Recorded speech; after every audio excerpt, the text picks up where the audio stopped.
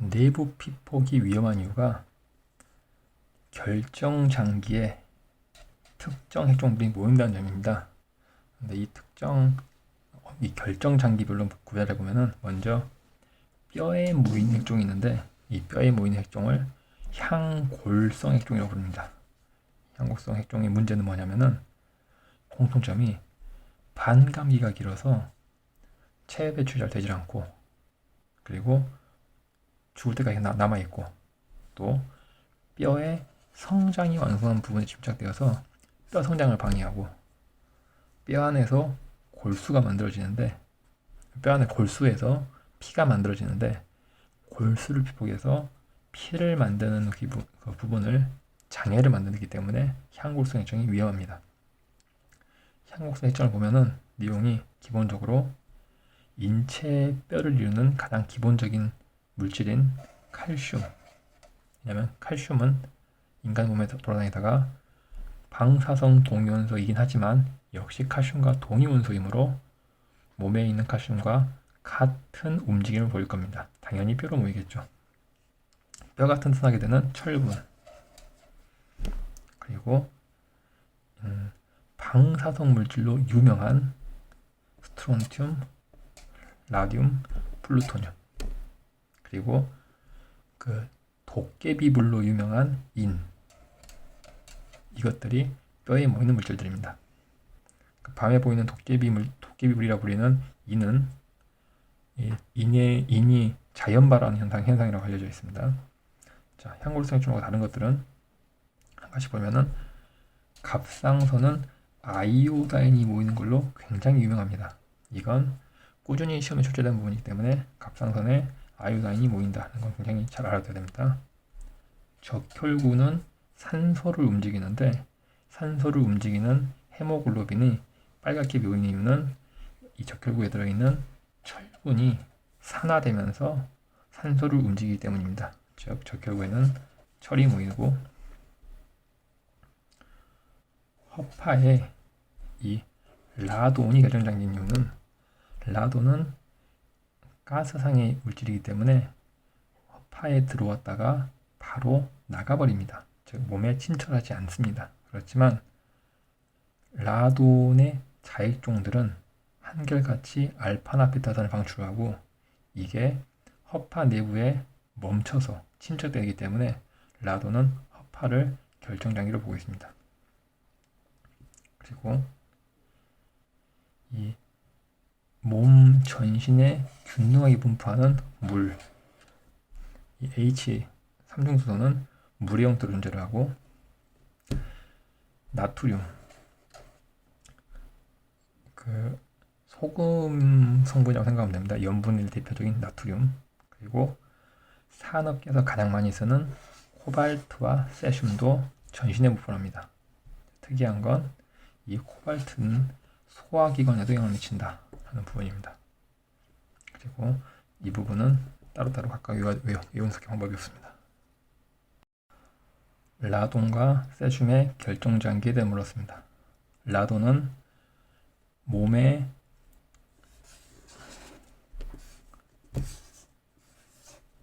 침착되지 않고 허파에 들어오게 되면은 바로 들어왔다가 날숨으로 나가버립니다. 이렇기 때문에 라돈이 영향을 미치는 유일한 부위는 이 허파에 대한 외부 피폭뿐입니다. 그리고 라돈의 자액종들은 한결같이 다 고체인데 아주 작은 물질로 먼지 같은데 붙어가지고 같이 허파에 들어와서 허파에 멈추게 됩니다. 즉 여기에 침착되게 해서 허파에만 영향을 미치는 게 라돈과 그 자액종입니다. 세슘은 아까 전신에 영향을 미친다고 나왔었고요.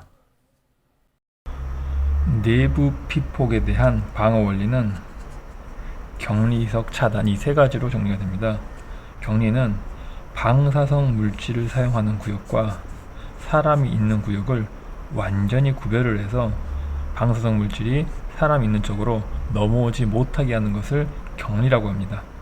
따라서 이걸 밀폐 형태로 만들어 가지고 사람이 손만 집어넣어서, 고무장갑 낀 손만 집어넣어서 방사성 동위원소를 만지는 글러브 박스하고, 여기에다가 차폐 효과까지 더해서 더 두꺼운 차폐체를 더한 다음에 로보팔로 조작을 하는 핫셀, 이게 격리를 요하는 장비입니다. 격리를 위해 받는 장비입니다. 희석은 이미 배출된 방사선 물질을 이 방사선 물질을 어떤 특별한 기계를 통과해서 양을 적게 만드는 것, 즉 이 부분에 방사선 물질의 상당 부분을 남겨가지고 양을 적게 만드는, 이걸 희석이라고 합니다. 대표적인 예로는 공기 오염을 제거하는 공기 정화 설비, 보통 필터가 붙어 있는 시스템이고요. 배기 설비, 이걸 이 필터하고 공기를 흐르는 장치를 통합해서 배기 설비, 그리고 그 어떤 물체의 표면에 붙어 있는 방사선 물질 같은 경우에 이게 제2산이 일어날 경우에 인체 내부로 들어올 수 있기 때문에 이걸 미리 제거하는 표면 오염에 대한 제염, 이 세 가지가 이 인간과 접촉 시 농도를 낮게 유지하는 희석이라는 방법입니다. 차단은 이 방사성 물질과 사람이 이렇게 오는 경로 자체를 막아버리는 방법인데, 방법이 방독면을 사용해서 공기만 통과를 시키거나 방호복을 사용해서 몸을 보호하거나, 그리고 여기 표면 오염 제염처럼 인체 외부에 오염된 걸 미리 검사를 해서 미리 막거나, 아니면은 방사선을 사용하는 구역 내에서 음식 섭취를 제한함으로써 이불을 통해서 들어오는 방사선 물질의 침입을 막는, 이런 방법이 있습니다. 방사선 방호제라는 것은 인간의 몸에 이미 들어왔거나 들어올 예정인 이 방사선 물질을 못 들어오게 하거나, 아니면 이미 들어온 경우는 빨리 배출하게 하는 그런 약품을 통칭해서 방사선 방호제라고 합니다. 기본적으로 이미 인간의 몸에 들어온 방사선 물질을 빨리 배출하는 이런 약품들이 이렇게 몇 가지가 있는데, 그냥 이런 게 있다라는 것 정도 알고 있으면 됩니다. 또 하나는 방사선 물질이 농도가 높은 구역에 들어가기 전에 미리 인간의 몸에 특정 물질의 농도를 높여놔서 인간의 몸이 섭취를 하지 않도록 하는 게 이 블로킹이라고 부르는 기능입니다. 대표적인 예가 뭐냐면은 원자력 발전소에서 나오는 방사선 요드의 침투를 막기 위해서 이 요드의 농도가 높은 데 들어가기 전에 미리 요오드와 칼륨을 먹어버려서 인체 내 요오드를 농도를 높여놓는 겁니다. 요오드는 그 결정 장기가 갑상선인데, 이미 요오드를 칼륨을 먹어서 갑상선에 요오드 농도를 최고치로 올려놓으면은 인간의 몸에 방사선 요오드가 들어오더라도 더 이상 흡수가 불가능하기 때문에 더 추가적 방사선 요오드의 인체 흡수를 방지하는 역할을 합니다.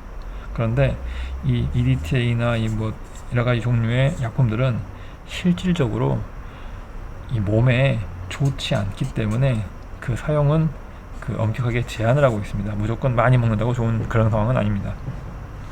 그리고 또 다른 예는 역시 방사선 원자력 발전소로 가면은 이 트리튬이 문제가 되는데, 이 트리튬이 있는 지역을 작업하기 들어가기 전에 미리 다량의 물을 섭취를 해서 인체 몸 안에 있는 물의 농도를 최대한 높여버리면, 왜냐하면 트리튬은 항상 물의 형태로 침투가 되기 때문에 물을 더 이상 못 들어오게 해가지고 흡수를 방해하는 방법, 그리고 이미 작업을 해서 트리튬이 몸에 들어왔다면은 다량의 물을 섭취해서, 예를 들면 맥주 같은 것을 다량을 섭취해가지고 소변을 빨리빨리 뉘게 함으로써 배설을 촉진하는 이런 방법이 있습니다. 그런데 이미 인간의 몸 안에 들어오는 방사선 물질은 워낙 피해가 크고 나가는 게 쉽지 않기 때문에 기본적인 내부 방사선 픽보기의 방어수단은 미리 오염을 방지하는 것에 초점을 둬야 됩니다. 방사선 방호제와 같이 아까 여러가지 방독면이라든가 방호복 이런 장비를 사용해가지고 방호수단을 강구함으로써 양이 줄어들 경우에 얼만큼 줄어드는가를 정량적으로 나타내는 게 방호계수입니다. 예를 들어 원래 아무것도 없을 때 100의 방사선을 받았는데 어떤 장비를 착용을 했더니 이게 50으로 줄어들었다. 이 경우 방어계에서는 이가 되는 겁니다. 만약에 어떤 도구를 사용을 했는데 원래는 100이 들어와야 되는데 10밖에 흡수를 안 했다. 그러면 이거 방어계에서는 10이 되는 겁니다. 외부 피폭 선량을 평가하는 것은 항상 순서가 조사 선량, 흡수 선량, 유효 선량의 순서대로 계산해야 됩니다. 외부 피폭 선량의 평가를 보면 기본적으로 선량은 방사선의 개수가 많을수록 선량이 커지고 에너지가 커질수록 일반적으로 선량이 커집니다. 따라서 모든 선량은 방사선의 개수와 에너지에 대한 함수입니다. 그래서 항상 이 두 가지를 고려를 해야 됩니다. 근데 이 두 가지를 같이 고려하기 너무 힘드니까 이 에너지를 단일 방사선이라고 가정을 해버립니다. 그렇게 되면 모든 선량은 방사선의 개수에 대한 함수로만 나타납니다. 즉 개수가 늘어나면 선량도 늘어나는 단순한 계산식이 됩니다. 그래서 이 개수, 방사선의 개수인 선속 밀도, 플루언스를 구한 후에 환산하는 겁니다. 플루언스는 기본적으로 플루언스와 에너지 플루언스가 있는데 에너지 부분을 생략해 버렸으니까 플루언스만 구하고 플루언스율만 구하면은 방사선의 양과 방사선의 세기를 계산할 수가 있는 겁니다. 그러면 첫 시작은 조사 선량부터 시작을 하는데 조사 선량은 원래 SI 유닛은 X라는 단위를 쓰고 아니면은 쿨롱 퍼 킬로그램을 써야 됩니다. 그런데 예외적으로 모든 RI 시험에서 조사 선량만 유일하게 일반 단위인 렌트겐을 사용해서 지금까지 문제도 나오고 사용도 하고 있습니다. 그래서 다른 건 다 SI 유닛을 사용하는데 조사 선량만 예외다라고 생각하고 조사 선량만 렌트겐에 대한 단위를 기준으로 알아놓으면 됩니다. 조사 선량은 방사선이 지나가다가 공기에 흡수된 에너지입니다. 다른 물질은 조사 선량을 측정할 수가 없습니다. 무조건 공기에 흡수된 에너지입니다. 방사선이 공기를 지나가다 보면은 전리작용으로 이 플러스와 마이너스 한까지 만들어내는데 이 조사 선량의 정의는 한쪽 전하의 전하량, 즉 플러스의 총합 혹은 마이너스의 총합, 이거의 전하량이 이 조사 선량의 정의입니다. 이 공기 1kg 내에 생성된 이 이온쌍의 한쪽 전하량, 플러스든 마이너스 상관없이 한쪽 전하량이 조사 선량입니다. 그리고 이 렌트겐이란 그 기존 일반 단위와 이 SI 유닛의 관계를 보면은 이렇게 2.58 곱하기 10-4승 쿨롱 퍼 킬로그램인데 이건 단위 변환을 위해서 외워둬야 됩니다.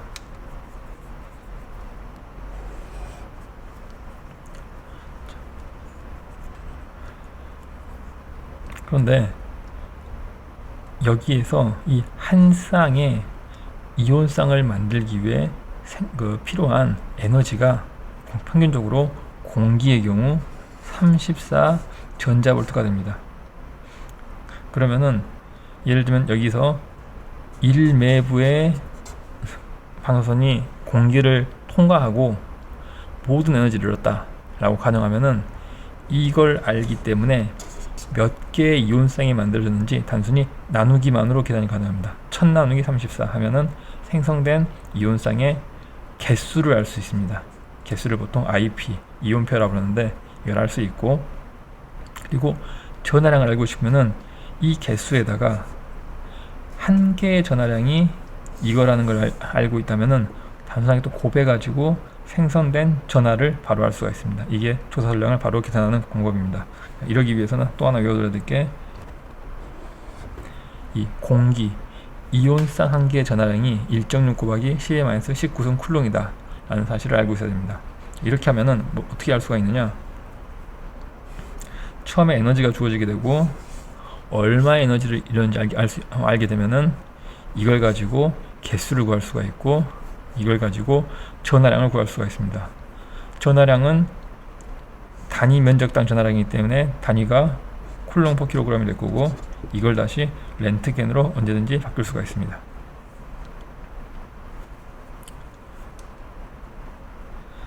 이게 얘인데 340 전자볼트 방사선인 한 개 만드는데 34 전자볼트가 필요하기 때문에 10개의 전자선을 만들 수 있고 10개는 한 개의 이온쌍이 1.6 곱하기 10의 마이너스 19승 쿨롱이기 때문에 10개가 만들어진 건 이렇게 1.6 곱하기 10의 마이너스 18승 쿨롱이 되는 겁니다. 이렇게 입자 플루언수를 구한 다음에, 즉 개수를 구한 다음에 조사 선량을 구하는 또 다른 방법입니다. 공기가 흡수한 에너지량을 계산하는 게 기본적으로 조사 선량의 단위입니다. 그러면 조사 선량은 공기에 흡수된 에너지를 구하는 거기 때문에 지금 여기서 비록 표현을 쿨롱 퍼 킬로그램이라고 했지만 이 쿨롱도 에너지로 변환이 가능하기 때문에 결국 단위 무게당 얼마의 EV, 에너지가 흡수됐는가 라는 내용하고 다 똑같은 단위입니다. 이걸 구하는 또 다른 방법이 에너지 플루언스율, 즉 정해진 면적을 지나가는 방사선의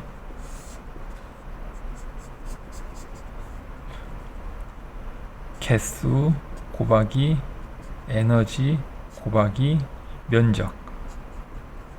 그래서 이 에너지 플루언스를 구한 다음에 여기를 지나가는 에너지를 구한 다음에 공기가 얼만큼의 에너지를 흡수하는지에 대해서 이미 조사된 그 값을, 특성값이죠. 이걸 곱해주기만 하면은 공기가 흡수한 에너지는 이 전하량으로 바로 전환이 가능합니다. 즉, 이 질량 에너지 흡수 계산이라는 걸 이제 각 물질의 고유 특성이기 때문에 시험에서도 다 지시가 될 겁니다. 이 공기의 질량 에너지 흡수 계수를 단순하게 곱해주기만 함으로써 바로 조사 선량을 구할 수 있는 방법이 생기는 겁니다. 그러면은 이 질량 에너지 흡수 계수는 단위가 굉장히 특이한데, 질량 에너지 흡수 계수는 플루언스를 조사 선량으로 바꿀 수 있는 그런 특성이다 라고 생각을 하면 됩니다. 앞으로 꾸준히 나올 질량 에너지 흡수 계수입니다. 그리고 이렇게 구한 걸 단순하게 시간 단위로만 나누게 되면은 바로 이 플루언스율 혹은 조사성량율이 나오게 됩니다. 계산의 시작을 조사 선량으로 한 이유는 뭐냐면은 조사 선량은 실제 측정이 가능한 값이기 때문입니다. 조사 선량을 어떻게 재냐면은 계측기 사용법에서 배울 텐데, 공기로 가득 차 있는 이온 챔버에서 방사선이 지나가면서 만들어지는 이온쌍의 개수를 가지고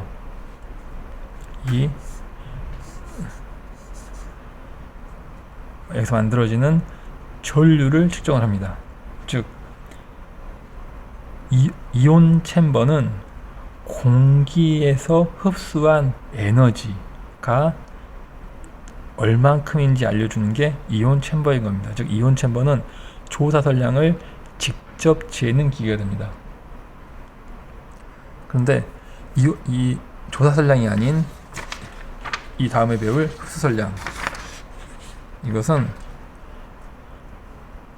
어떤 물체가 흡수한 에너지 양이기 때문에 실제로 측정을 할 수가 없습니다. 예를 들면 인간의 몸이 얼마나 에너지를 흡수했느냐 라는 걸 직접 측정할 방법이 존재하지가 않습니다. 그래서 직접 측정이 가능한 조사 선량을 흡수 선량으로 환산을 하는 겁니다.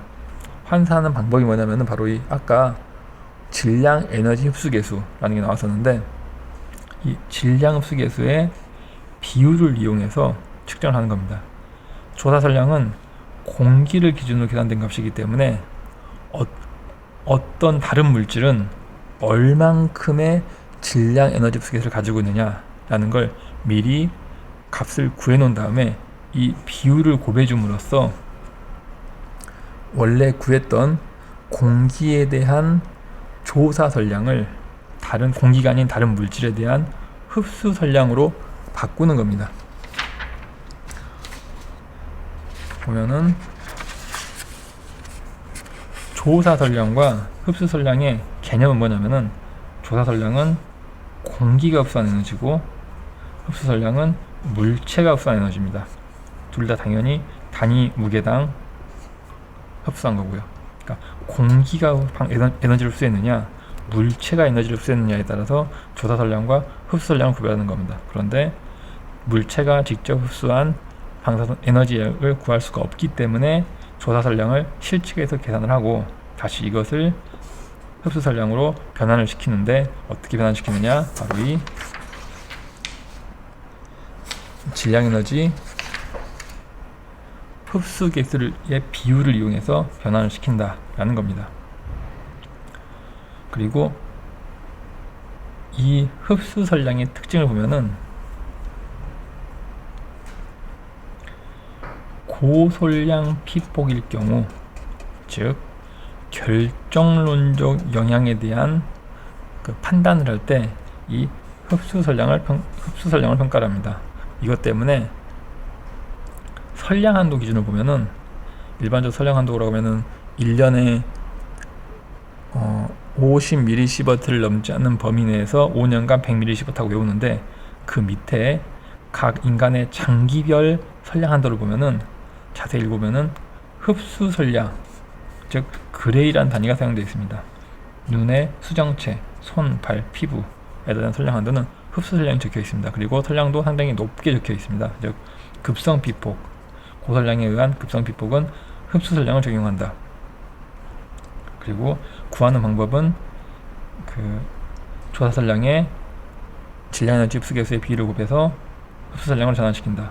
그런데 특이하게 조사 선량만 렌트겐 단위를 쓰기 때문에 이걸 다른 흡수 선량에서도 다 SI 유닛을 쓰는데, 이 차이를 바꿔주기 위해서 공식을 이렇게 생성해 가지고 렌트겐 단위를 넣으면은 센치그레이 단위로 계산이 나오는 계산식을 만든 겁니다. 이건 외워야 되고요.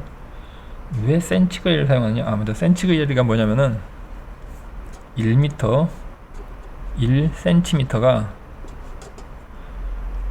0.01의 관계인 것처럼 1그레이와 1cm그레이도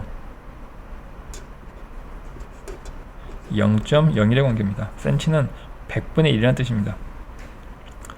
이 센치그레이가 의학 쪽에서 굉장히 익숙하게 쓰는 단위이기 때문에 그렇습니다. 예를 들면은 우리가 일상생활에서 센티미터를 쓰는 이유는, 이게 우리가 접하는 물체의 크기를 표현하기 적합한 단위이기 때문에 센티미터를 많이 쓰는 것처럼, 역시 이 센치그레이가 단위가 비슷해서 많이 쓰는 겁니다. 그래서 일단 센티그레이로 정리를 하고, 0.877은 이 렌트겐이 센치그레이로 변하는 여러가지 계산식을 다 합한 것이다 라고 생각을 하십시오. 그래서 그냥 렌트겐 단위를 입력하면은 센치그레이가 나온다. 여기다가 이건 상수를 구해줘야 되고, 여기다가 질량에너지 흡수개수에 대한 비율을 구해줘야 된다 라고 외우면은 렌트겐을 입력하고 센치그레이를 계산하면 됩니다. 그리고 문제에 대한 풀이에서, 질문에서 단위를 그레이로 요구했던 미리그레이로 요구한 단위에 이 단위만 변환시켜주면 문제를 풀 수가 있게 됩니다. 이건 꼭 외워야 됩니다. 자, 그런데 여기까지가 문제풀이 하나고, 여기는 참고삼아 더 알아야 되는 건데,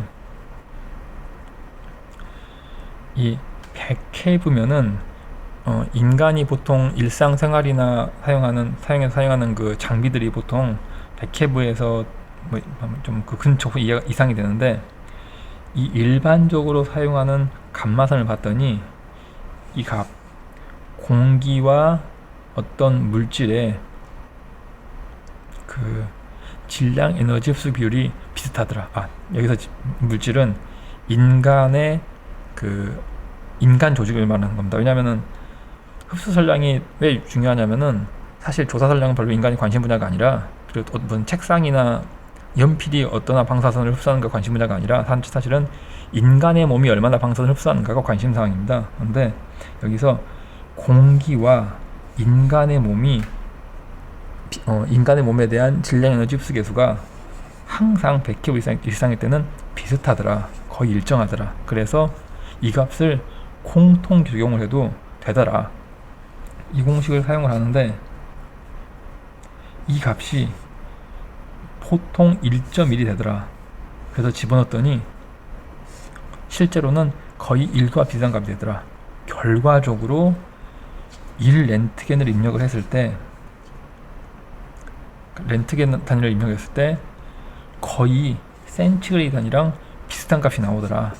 그래서 그냥 편의상 렌트겐과 센티그레이를 같은 단위로 생각을 하자. 단 인체 조직에 한해서 라고 정리를 한 게 바로 이 계산식입니다.